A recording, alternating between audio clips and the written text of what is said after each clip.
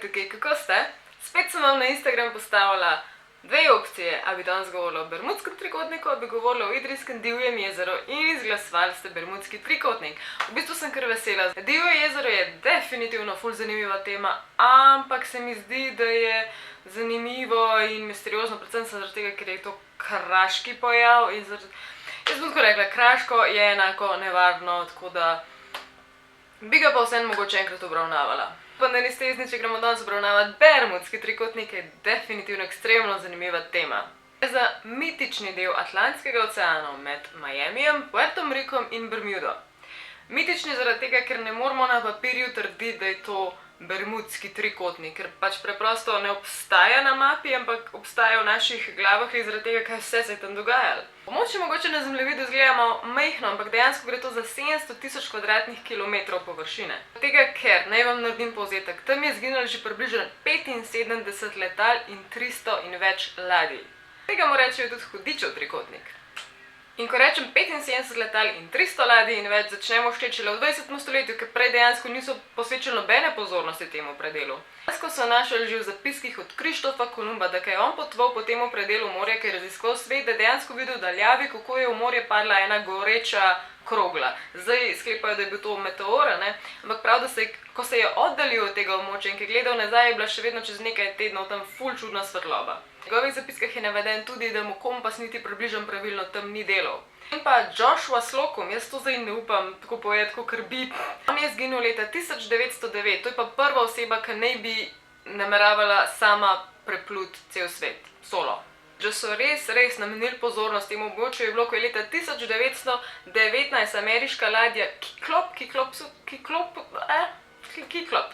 je šla prepluti to območje, gor je bilo 300 mož in pa 10.000 ton materijala in ta ladja je izginila, pa to je bila ogromna ladja in jo niso do danes našli, nikogar, nič sploh.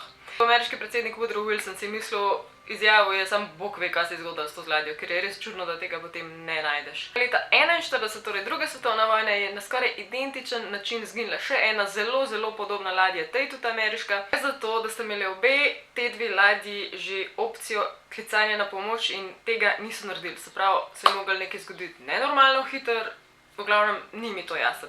45. leta so šla bombna ameriška letala na to območje trenirati pač te bombne polete. To je bilo 5 letal, samo skupaj se je rekel let 19, se mi zdi, kar pomeni 14 ljudi.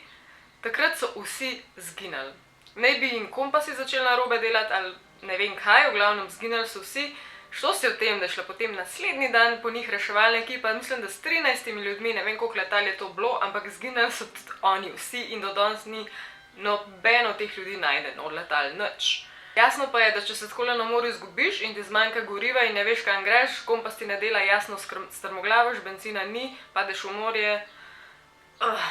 V naslednjih tednih so bile potem seveda velike iskalne akcije, ampak niso našli popolnoma nič.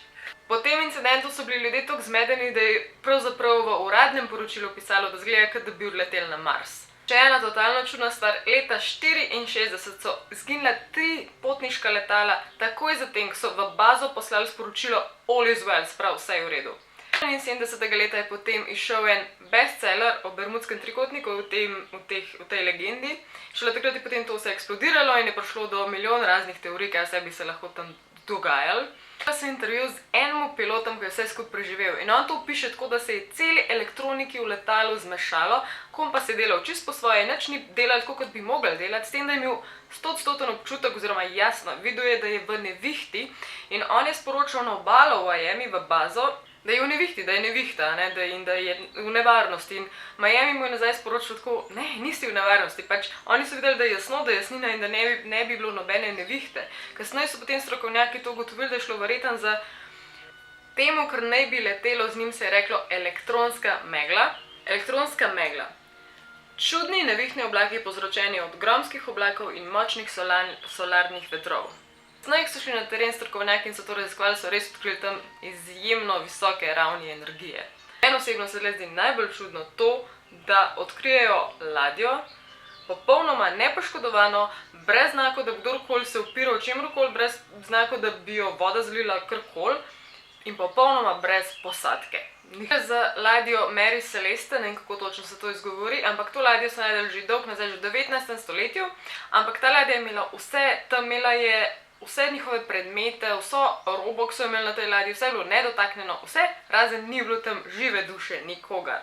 Par teorij na hitro, jasno bo eni trdili, da so za tem vesoljci, spet drugi bojo prepričani, da gre za morske pošasti. To sem jaz, da bom rekla, da ne, ampak so potem kakšne bolj logične teorije, se pravi, zelo se lahko malo razočaram, ampak ne bi bilo nič čudnega, da tam toliko ljudi in vsega zgine, ker je pač toliko pretoka. Nekdo drug pred kratkim je pa gledal to mapo oblakov in je tam zaznal nekaj res čudnega, in sicer, da so bili te oblaki na tem območju oktagonalni, ne normalni, ampak oktagonalni. A oni ugibajo, da gre to za nek močen pritisk ali veter izpod normalnih oblakov, ki se tam nabere in potem pritisne dol in se butne dol v morje, in to naj bi bilo tudi zaradi oblike tega oblaka toliko močna sila, da bi lahko ustvarila res hude valove, in ko bi te valovi skupaj trčali, so sposobni ladje in obenem tudi letala zbiti in zbrisati iz tega območja. Meni osebno je še zmeraj čudno, da čisto nič od tega še vedno niso našli, čeprav so vedeli, kje naj bi potovali. Upa še to, da dobite predstavo, koliko res nenavadno območje je to in koliko je tle enih čudnih stvari. Je tlele baza filmov, ki sem jih najdela, pa to še niso vsi, ki so o Bermudskem trikotniku jasno več ali manj verjetno grozljivke. To je to za danes. Ful. Dajte mi res dobre ideje, o čem snemati, res cool ideje, ker pa jih dejansko uporabljam. Vem, da si vsi želite, da bi šle kakšne duhove klicati, ampak toliko jajc pa spet nimam, oziroma nimam jajc. Dobesedno. Če odločiti pri tem, o čemer bom naslednjič govorila, jaz bom upoštevala vaše želje, ampak jaz to potem dam na svoj Instagram v tisti poll in potem vi glasujete, hočete videti eno ali drugo, se pravi ponovadi so to stvari, ki imajo največ lajkov. Če hočete odločiti o tem, pejte na moj Instagram in followajte in boste videli, kaj bo naslednji poll. Alex gledali, jaz sem Alenka, fajn se imejte, bodite pridni, ajde, čau!